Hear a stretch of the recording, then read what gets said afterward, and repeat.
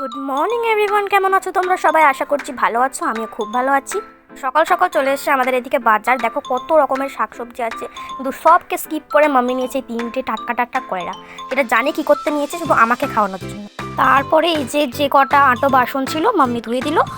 তো নেক্সট এই যে আমাদের বাড়িতে একটা মানে খুবই সুস্বাদু খাবার হতে চলেছে, সেটা হলো চিকেন। তোমরা কারা কারা চিকেন খেতে ভালোবাসো আমাকে বলবে।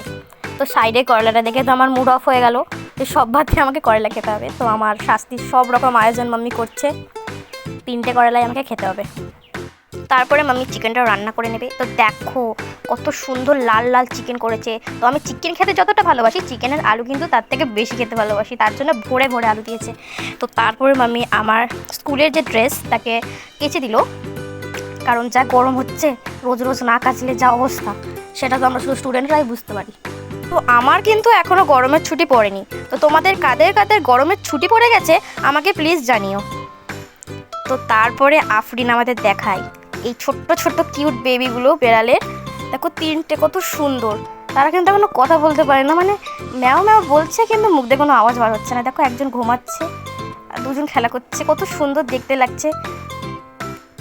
ওই গায়ে হাত দিচ্ছে, ওর তো খুব আনন্দ হচ্ছে যে ওদের বাড়িতে 3টে অতিথি এসছে।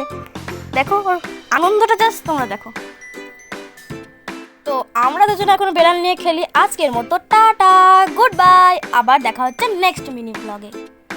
Thanks for watching.